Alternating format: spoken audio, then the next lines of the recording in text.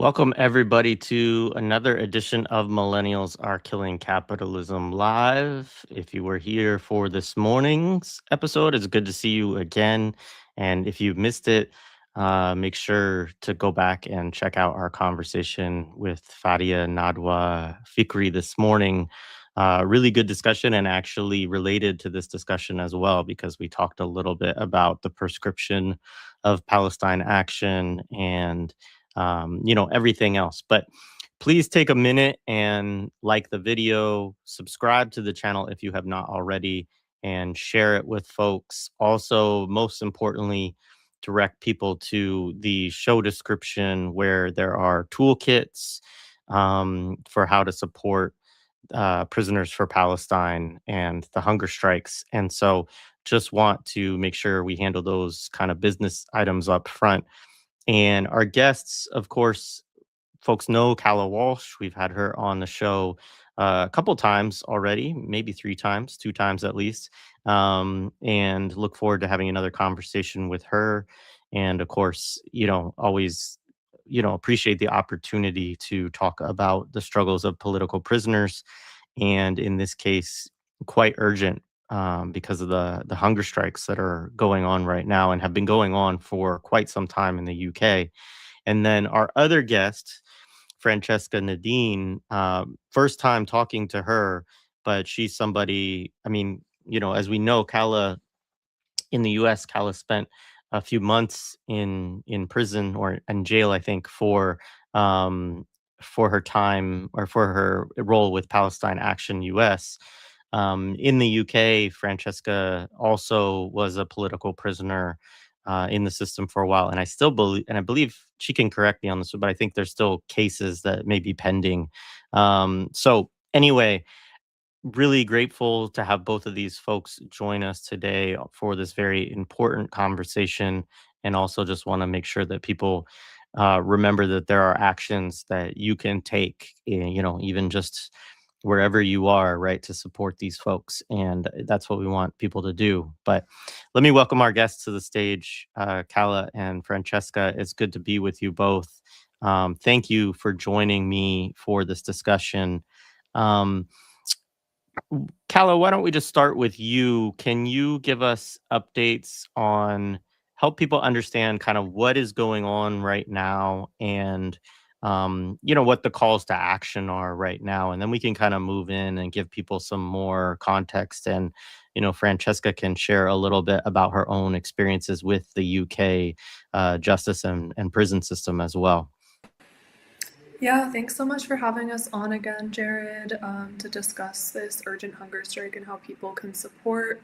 I really want to leave most of it to Francesca, since she's very involved in the day-to-day of supporting the prisoners and definitely knows more about the latest updates than I do. But just to give a broad overview, today is, if I'm doing the math correctly, it's day 38 of a historic hunger strike in British prisons. There are, I believe, 37 political prisoners who've been held under the so-called Terrorism Act without trial, without bail, experiencing horrific abuses, religious discrimination, political targeting, because they're locked up for the supposed crime of intervening in the British role facilitating and arming the Zionist genocide in Palestine. And this strike, started on the anniversary of the Balfour Declaration, and it has been going on in a staggered manner. So Almu and Kesser, the first two strikers, started that day, and more have joined, most recently Umar Khalid. All the strikers are either part of the Filton 24 or the Raf Bryce Norton 5, I believe. And their demands are not limited to improving their own prison conditions. They're also aimed at de-proscribing Palestine action from its illegitimate terrorist prescription and shutting every Elbit facility in the UK down. And the situation's really serious. As people listening probably know, there was another hunger strike, which we were on the show talking about, which was joined by US political prisoners back in August and September, launched by T. Hosha, who's again on hunger strike this time around. That lasted 28 days. We're really nearing like the extreme danger zone for these prisoners' health. And the British government has yet to make any acknowledgement of their demands. And so people can support from anywhere in the world. It's not limited to being in the so-called United Kingdom. There are links in the chat description. There are links all over social media on Prisoners for Palestine's pages. There's a toolkit for people in the UK. There's a toolkit put together by Workshops for Gaza for people in the US to call MPs, to call the prisons, to pressure the Ministry of Justice, and also all the news media that has been completely silent on this historic strike. And, you know, in the US, for example, there's British consulates in almost every major city.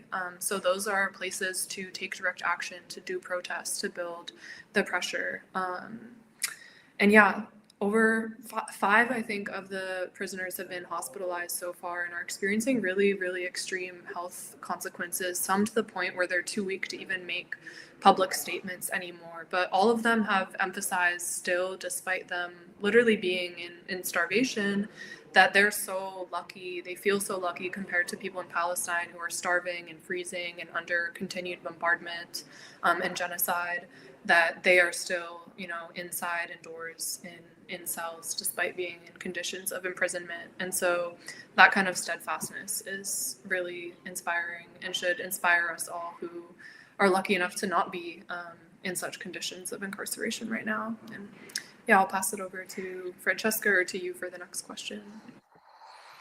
Yeah, well, I mean, I think I definitely want to hear more of your story, Francesca.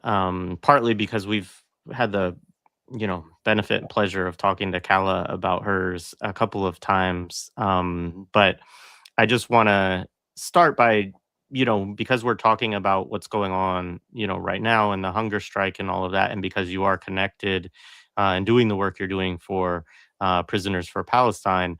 Is there anything you would want to add to what Calla has said there and, talking about, what's going on currently on these hunger strikes, anything about the, people involved or, why they've undertaken this and, the demands or any of that you want to also highlight? Absolutely. So first of all, thanks for having me. Thank you to Calla for that fantastic summary update. It means I don't have to remember anything because I have no space in my brain for information right now, as you can imagine. So just to give a little bit of context, this all came out of the fact that I was in prison myself for 9 months until March this year. At the time of me going to prison, which was July last year, there was no other Palestine Action people actually in prison. So that was quite unusual. There was quite a long period of time, around 5 years since Palestine Action was founded, that the usual thing would be that people would get bail even after various different actions and sometimes be acquitted because there are legal defenses that are successful on this in many cases. And even if they got convicted, they would get quite a light punishment of community service or a fine or something like that. And so obviously, because Elbit Systems has the favor of the government and they share their profits through, backhanders and things like that, they started to have these secret meetings and stress the fact that this is unacceptable to them because it makes them lose money. So this is where, the crackdown started. And I remember it really well when I was in prison, hearing about the first wave of arrests, then the second wave, and, on and on it went. But the difference was that this time the word terrorism was starting to be thrown around. So I think I can reflect on that and say I was very lucky, actually, to avoid that. Just in the space of a few months, everything changed. What the people are accused of right now, the people on hunger strike and in prison, is exactly the same as what I did. It's just property damage, right? And as you said, we know what we're getting into. We know we're breaking the laws of these people, and we know we're going to get punished, and we're prepared for that. But this is a completely different story. So I started writing letters to, our comrades in prison, and I got to know them through that shared experience of being in prison together. And so when I got out, I knew I had to continue to support them in any way possible. So when they told us that they wanted to do a hunger strike, obviously, we were there and ready to support that. And that's, the point we're at now. I think it's important to emphasize the fact that This is not really an exceptional thing, although some people might say that. The fact is that these terror laws were brought in the invasion of Iraq over 20 years ago now, with Tony Blair leading that charge. This was the perfect excuse for them to make these new laws that are racist, they're Islamophobic. But even previous to that, these kind of terrorism laws were used against Irish people who've been colonized as well by the British. So, it's an ongoing story. This is just the new evolution of this. So it's really important to bear in mind that historical context to understand that this is just the latest in a long line of British colonial repression. And as we were talking about it just the other day, the boomerang effect. So obviously this has been happening around the world with British colonialism for a very long time now. And the boomerang is coming back now to hit us in the face, and that's what we're dealing with. But the prisoners, all of them, whether they be on hunger strike or not, understand that there is their responsibility as the unwilling benefactors of colonialism to take a stand, to say that they will not accept this genocide, this violence in their name. And if that means going to prison as a result of that, then so be it. Thank you. Thank you both for, those introductory remarks.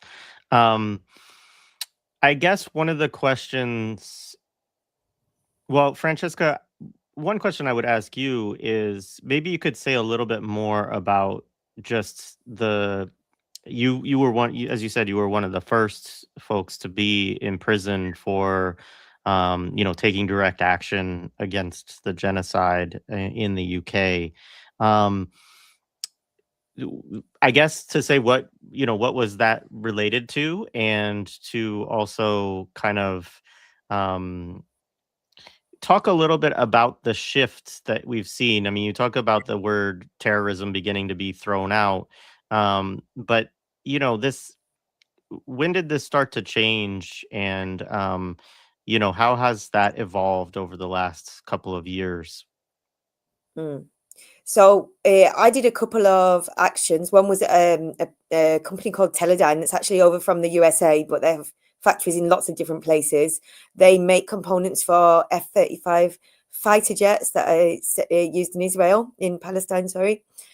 And they have a special exception created by the British government. They are excluded from all arms embargoes for completely spurious reasons, obviously. And then there was another one that was a Barclays bank. I don't know if you guys have Barclays over there, one of the biggest high street banks here.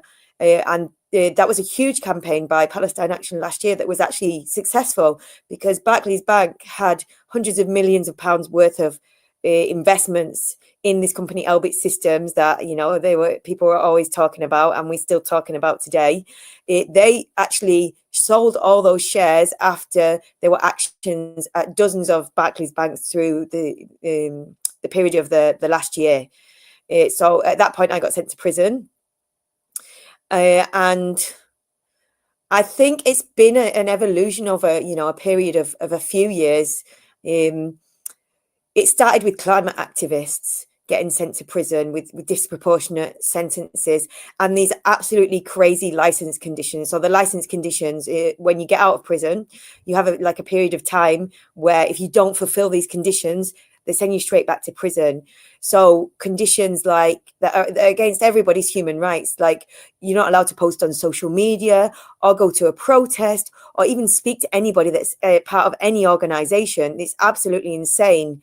And it's extremely difficult to challenge these things. So it started, I think, with the climate activists, but the difference here is with the pro-Palestine movement is they can use this Islamophobia, this colonialism, to use this word terrorism. And we can link that back to the fact that any kind of resistance against colonialism, and that includes the Palestinian resistance, is labeled as terrorism. So I think we can really look to the whole context here to understand what's going on. So it's really just been in the last year that things have intensified so much. With the arrests, the terrorism label being put on Filton prisoners. more and more people being sent to prison without trial, without a conviction. And then finally, after this kind of coordinated plan, that, you know, we can all agree it's just a political witch hunt, the government was finally at the point where they could say that the whole organization was a terrorist organization. So now we can see thousands of people getting arrested on the streets over here just for holding up a sign that says, I support this organization. And I can't even say that now for fear of getting the police coming into my house and arresting me. That's, you know, unfortunately, for better or worse, we don't have a constitution over here. Unlike in the USA, our right to free speech isn't protected, and it's being hacked away at you know, an incredible rate right now. And yet, the British state, the elite of this country, it loves to harp on about this idea that, you know, we're a bastion of democracy, which is just absolutely ridiculous.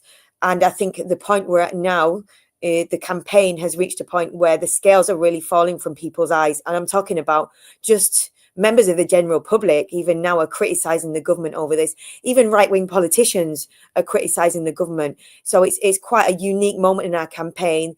We are really amazed and so happy to see that people are taking it on in such a way, because there's no way of denying it now how far it's gone. The government isn't even trying to cover this up anymore. It's just they've become an embarrassment to themselves around the world. Really appreciate that. And I think it takes us to a question that I think both of you, you know, can respond to.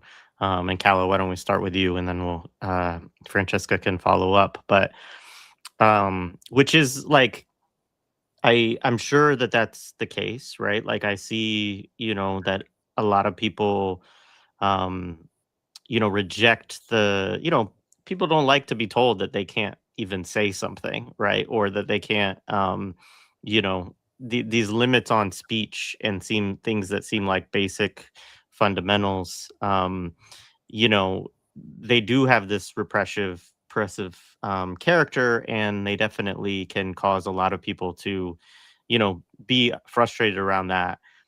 But I do think that one of the disconnects we have is around support for the political prisoners directly, right? So it's kind of this strange world where, you know, we can recognize that the law is, you know, stepping into this fascistic or authoritarian space, right? And be offended by that, you know. And then at the same time, the people who have had everything really stripped away from them because of this terror designation, right? That they're not talked about very much, and there's not a lot of attention. And here they are on a hunger strike that's been going on for, you know, dozens of days now, for 38 days or so, over a month, right?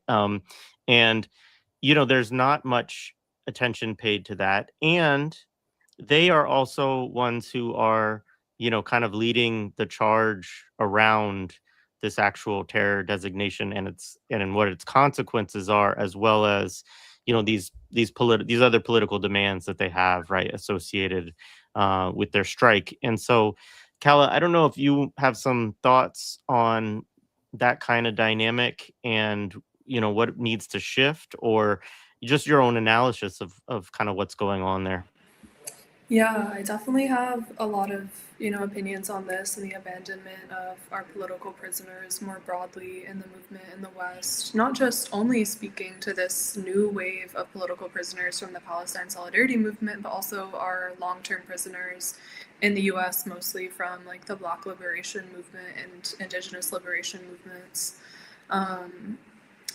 Coming from the US, I think the Prisoners for Palestine example is a really inspiring model because of how unified and coordinated it is. We say the phrase like prisoners are a compass a lot, and that comes from the Palestinian struggle, but it's important to acknowledge that in Palestine, the prisoners are the organized, elected leadership of the resistance organizations for the most part. Whereas, in the US, a lot of the prisoners are individuals, and organized resistance doesn't really exist. And so as a result, there's a lot of fragmentation, a lot of prisoners support committees are just made up of their close families and friends, and we don't see as much broad unity or action as a result of that. But Prisoners for Palestine, and obviously Francesca can speak to this, but I think because these prisoners allegedly took action, as part of the same formations for the same goals, that a greater unity has developed as a result of that, possibly. And the silence is deafening, especially at this point into the strike. And I'm not surprised that the BBC and the mainstream media are silent. But what is a little more surprising to me is how many, unfortunately, Palestine solidarity organizations in the West are silent. And I don't really know how to reconcile that. I think part of it could have to do with this kind of divide that exists in the movement over tactics, people who want to only lobby politicians or march in the streets. Not that those can't be important and effective things to take up, but in my opinion, they can't be the only things we take up. And so some of those people who only want to platform such tactics and very legal, safe, above ground tactics are oppositional to direct action or don't want to even acknowledge that it exists because perhaps that is a self-indictment of some of the inefficacy of their own strategies. I also think these terrorist prescriptions and designations and charges, a lot of them may not even be meant to stick in the end, but their effect is really to create a chilling effect in the movement and to instill self-censorship and abandonment of people who are targeted with such designations. And we've seen that with different cases in the US, for example, the sanctioning of Samidun in the US and Canada, where everyone kind of just, completely distances themselves from such organizations when the designation hits. Also, to just give a more bird's eye view of what is happening right now in the UK with the prescription, there's been a judicial review in the high courts in the UK. There's also a challenge in Scottish courts, and that took place over 3 days at the end of November. And the judge that was set to oversee it, he was he was suddenly removed the night before the judicial review was set to take part, and he was replaced with a board of 3 very pro-Israel judges with very close ties to the pro-Israel lobby, one of whom was besties with Robert Maxwell, who's a known Mossad asset, the father of Ghislaine Maxwell, the child sex trafficker. So it's very obviously a stitch up. And kangaroo courts where this judicial review is taking place. And the first 6 of the Fulton 24 are also on trial right now, but the rest aren't facing trial for many till next spring. So that's a long, long time. But yeah, I think regardless of this, such moments when people's lives are literally on the line are very illuminating, and we still need to fight for all possible support and acknowledgement of the strike, and above all to look at the example of Palestine as the compass for liberation. And I guess that's all I have to say for now, but I did just want to read a quote from one of the hunger strikers whose story has really resonated with me, because she was 19 when she was arrested, just like me, but unlike me, she was not given bail, and she turned 20 years old in prison, Kessler, and she's now on day 38 of her strike. She's been hospitalized multiple times, and she's released so many incredibly powerful messages from prison, but I'll just read a very brief clip of one. She said, "As we take on this struggle, we follow in the honored legacy of prisoners throughout time, from Ireland to Guantanamo to Palestine. As a nation, we have made a shameful mockery of resistance. It is from our Palestinian people that we learn what resistance truly entails. It is from our Palestinian prisoners, whose captivity and unspeakable torture could not extinguish their desire for the liberation of their homeland, that we learn. It is from our resistance, whom we have cowardly forsaken, that we learn. It is from them that we learn, O Palestine, that we can do more for you than bang our pots and pans."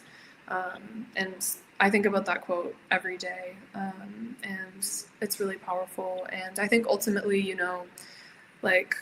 there's this idea that maybe distancing ourselves from the prisoners or from Palestine action or these defendants is gonna protect us all in the end, or like if we distance ourselves, we'll be saved. But such a strategy is suicidal. Like the fascist repression will come for anyone who is, you know, remotely pro-Palestine, remotely critical of Israel, ultimately one day. And so to fight for our prisoners today is to fight against, you know, like a fascist repressive tomorrow and the next day and the next day.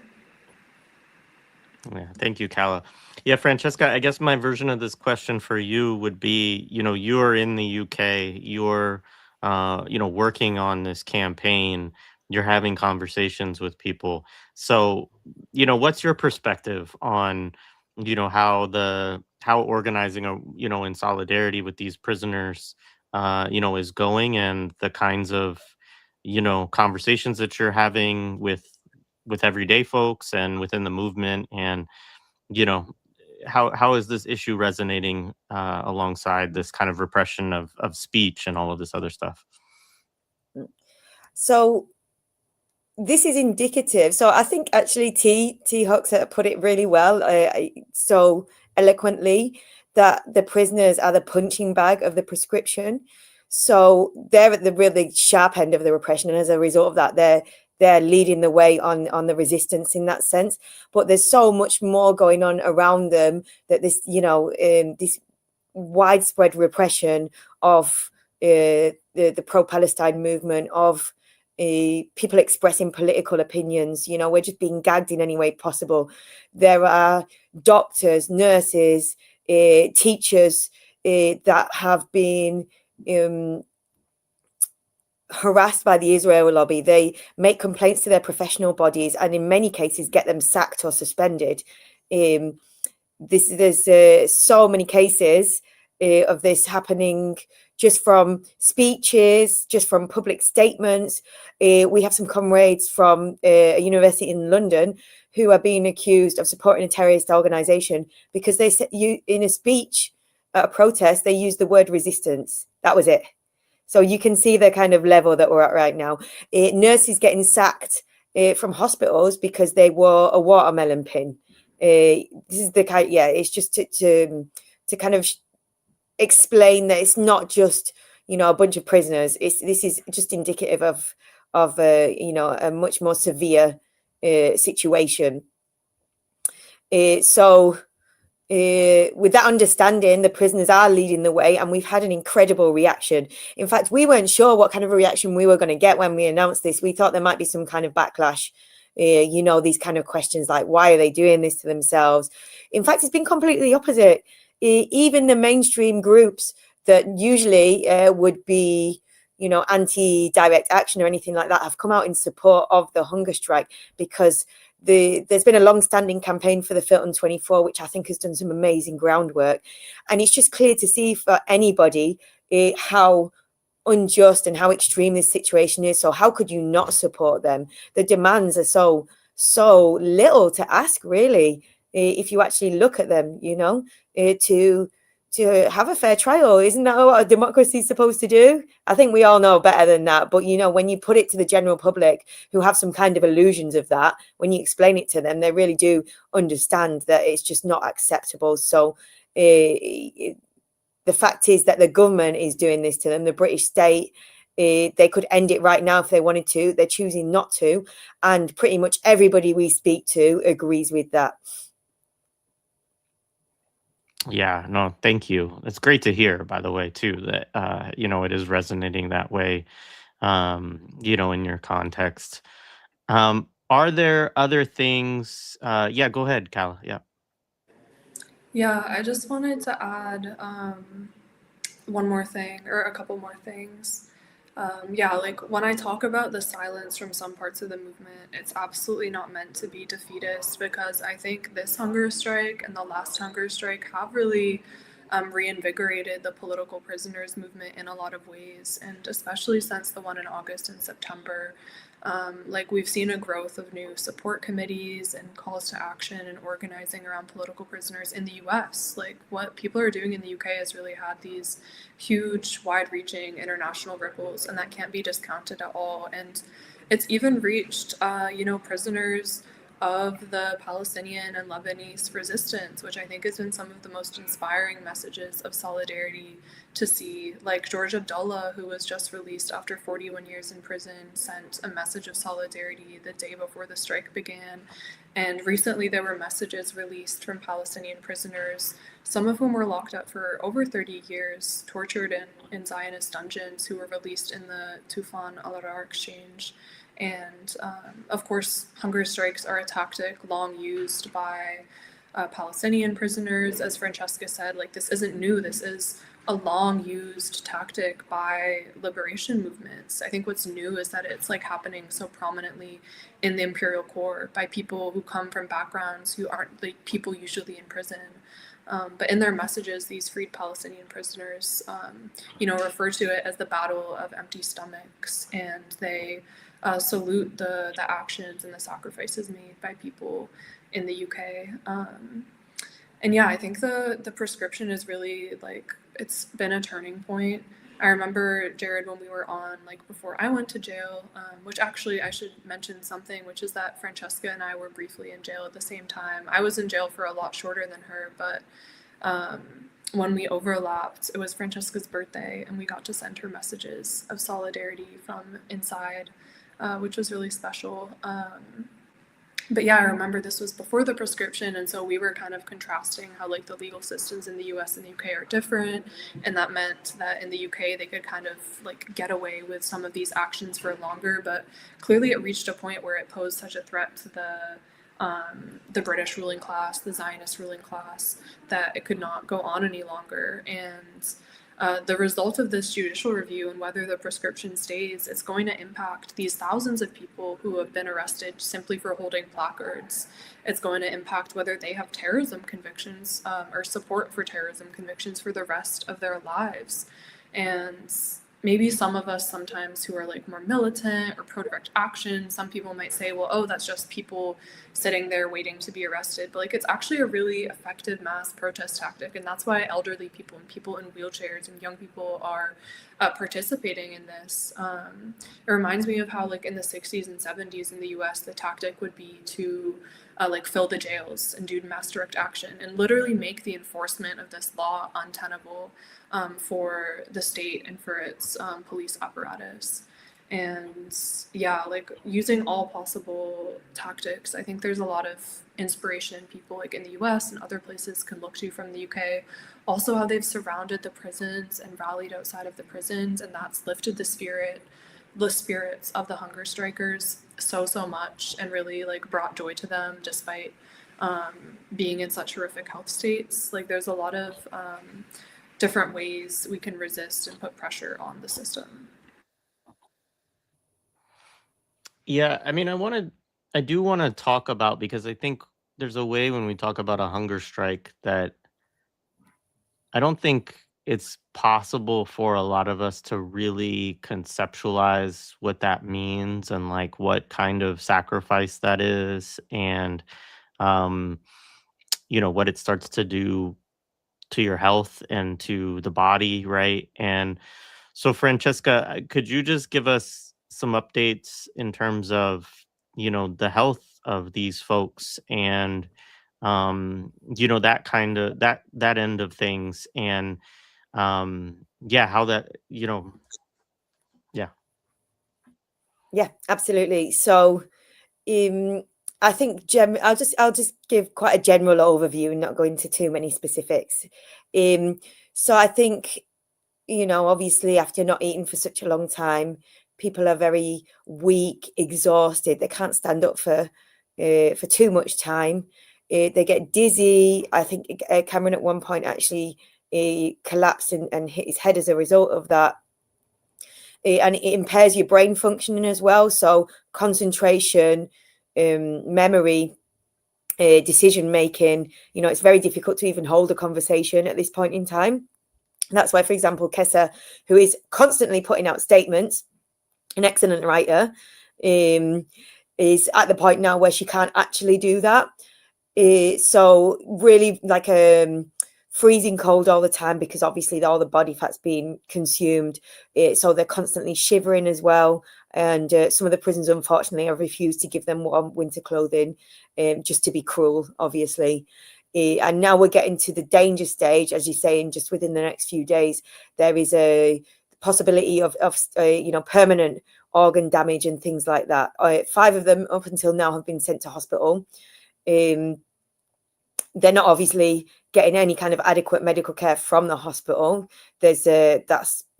Prisons always have severe medical neglect, and this is just another indication of that.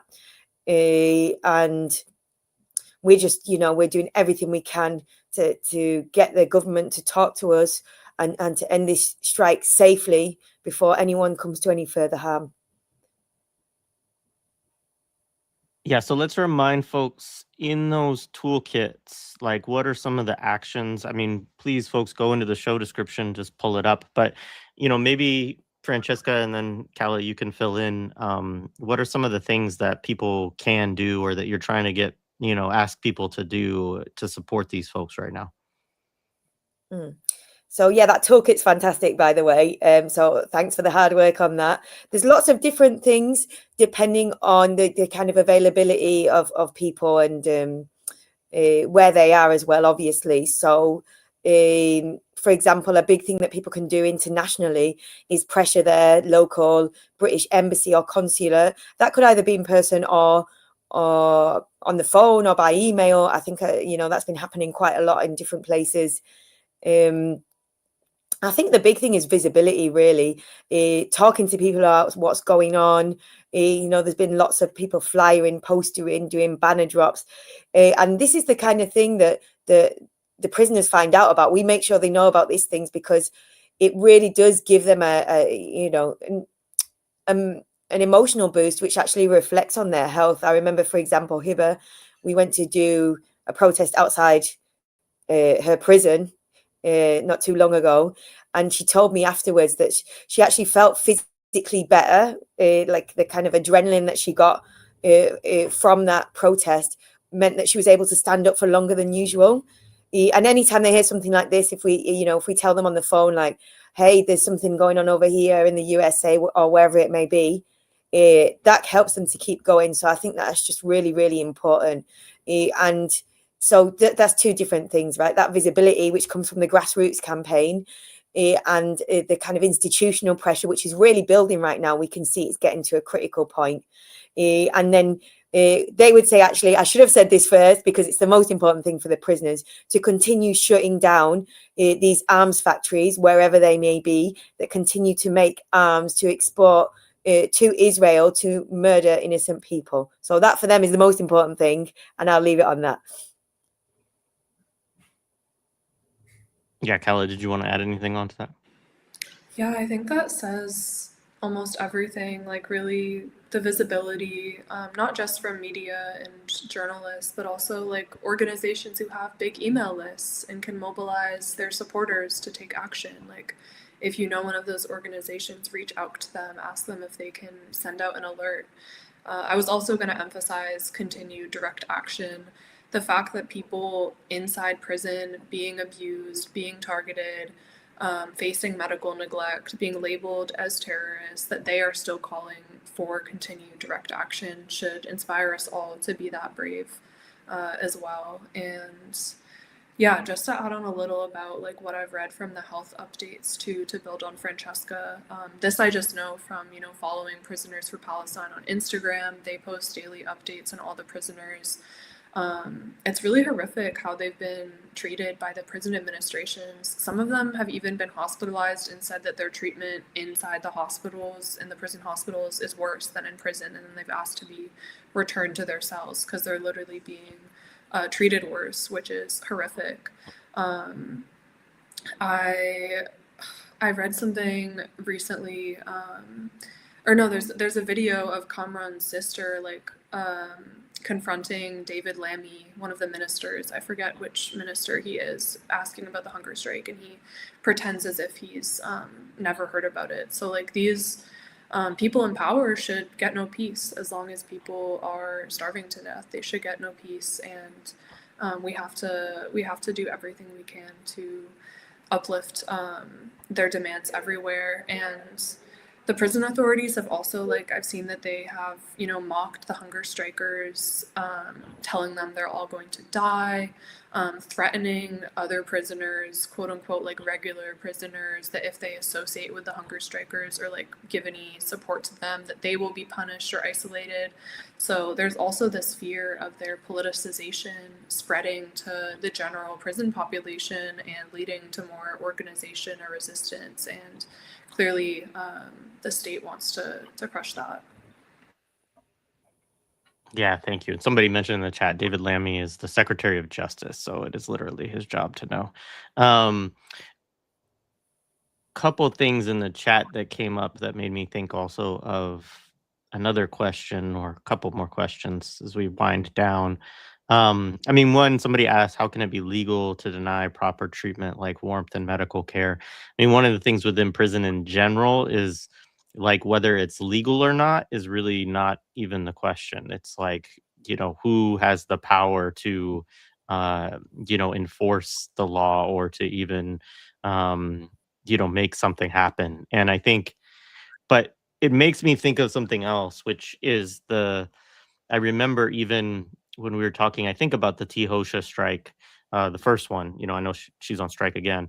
But um, in thinking about the shift, right, that happened once these folks got labeled as terrorists, is never to say that, like, I don't want people to think that ever being in prison, and both of you have your experiences with incarceration, that it's ever like, you know all hunky dory and fine, but that then when the state says, "Oh, these people are terrorists," that this also is something that's taken as license by prison authorities and prison guards, right, to kind of single people out for more intense repression, right? And this is something that, as I understand it, these folks who are, on these strikes and other people who have been a part of, direct action for Palestine, have experienced, right, is the shift that happened once that label started to come around, which became also part of the reason why, these hunger strikes also started, was because, the treatment just became, really, really bad at that point. And so, Francesca, I don't know if you want to start and say a little bit about that from your understanding of it. Yeah, you're absolutely right. I don't think there's any exception here, in the sense that anyone who goes to prison gets treated in the worst possible way. These are the people that work in the prison, have this little bit of power, and they really go crazy with it. A lot of them are very sadistic people, and you go there and you lose a lot of your faith in humanity, actually. Like a lot of people that have written, have become authors, like in prison, that you see the darkest side of humanity. How can people be so cruel, so necessarily? But yeah, there is absolutely an aspect here of political repression, and not just because of the reason that they're in there, but also because they have their political opinions. They will often speak out about these unjust things that are happening to everybody inside the prison. Anyone who speaks out in prison is not complying, as they put it, and they'll come down on them as hard as possible. So I experienced that myself as well, and I can see that there are people right now in prison on hunger strike. The ones that are the most outspoken are the ones that get the worst treatment. Those are the ones that have been physically attacked, in fact. So it's all different aspects of the same kind of political repression, from the very top, which is the government ministers, right down to the lowliest guard. And obviously they don't want to accept that they're part of that system. In fact, we've had a couple of Irish guards that have been in different prisons that have been to see the hunger strikers, and to tell them that they understand the situation, because their family were Irish Republicans and they remember their history of hunger striking, etc., etc., and they look ashamed because they know that they are class traitors, basically. So I don't remember what your question was, but I just went on a complete tangent there. Oh, that's a good response. I think you handled the question, Calla. I don't know if you have anything to add on that. Yeah, also I might go off camera for a second to plug back in my computer. I would be remiss not to acknowledge one of our elders in prison in the US who just died from medical neglect, Imam Jamil Al-Amin, who was suffering from cancer for a long time, who was framed in a ridiculous case where someone else literally confessed to the crime, the murder that he was accused of. And he was in state prison. He was moved to federal prison because he was spreading revolutionary politics and Islam to so many other prisoners. And despite a lot of pressure from the outside to free him and to get him adequate medical treatment, he died incarcerated. He passed away a couple weeks ago. And there's also another elder, the longest term now since Leonard Peltier is semi-freed, although he's still in house arrest. He's not really free. Zanachthali in Texas, who is experiencing huge medical neglect. And there's a lot of calls from his support committee at Free Zanachthali Now on Instagram and Twitter to also take action, to call the prison authorities and demand he gets good treatment because the liberation for the long-term elder political prisoners is very linked. Like, to rebuild a revolutionary political prisoners movement, we need to link it to the struggle of the current newer political prisoners. And just to build on what Francesca was saying, this is why having eyes on this hunger strike is so important, and spreading the visibility as wide and far as possible, because the more eyes that they feel are on them, the less impunity the guards have and the prison authorities have to mess with our comrades' lives, frankly. So that's why we need to put on all maximum pressure and keep calling and emailing every single day to the high levels of government to put pressure there, but also to the prison authorities, because those kind of calls can be really decisive in the day-to-day treatment that the prisoners receive. And I thought of another thing I was going to say before. There's also a lot of internal counterinsurgency going on in the prisons to try to convince the prisoners to go off strike. And there was a post out today from Comran's supporters about how they're sending prison imams to pressure him using religious justifications to end the strike. And he's really pushing back on this because, of course, there's a long history of Muslim political prisoners hunger striking, and this strike is supported by Cage International and Mansour Adaifi, who was on hunger strike for years and years and force-fed violently in Guantanamo Bay, where hundreds of prisoners were on hunger strike. And there was a total media blackout and blackout of any information getting out of Guantanamo for years. And so a lot of their strike was not brought to light until years after the fact.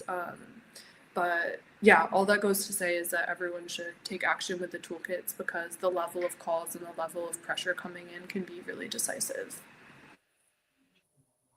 Appreciated. Somebody asked me to post the link. So this is Free Zanachthali Now's Instagram for folks that want to check that out, and encourage people to do that. Definitely encourage people to use those toolkits and support these folks. Their situation definitely, needs your support, and they are demonstrating through their own sacrifice, right?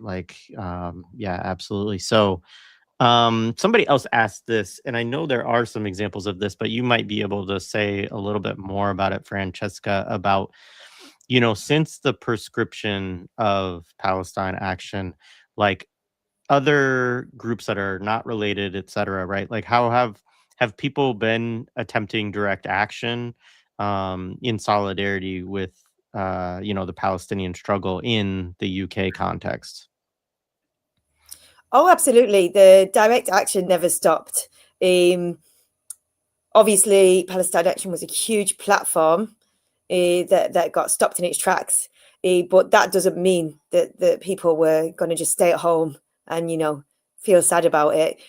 People feel compelled to take action, and they're continuing to do so despite the huge risks that they're taking right now. Because whenever there is a repression, there's always resistance, as we know. There's, I think, I don't remember the name of the company, but just recently there was a company that was they were the accountants for Elbit Systems, and after some actions there, they decided to stop working with Elbit Systems. Just in the last few days, there's been graffiti appearing on various government buildings around the country to support the hunger strikers. There's been, just in the last few weeks, people getting up on roofs of arms factories once again. So yeah, this is continuing to happen. Obviously, these things take different forms at different points in time, to be able to keep people as safe as possible. But it doesn't matter what happens in the court. We know that we make our own justice. That's why we believe in direct action, and people will continue to do that in whatever form it may be. Awesome.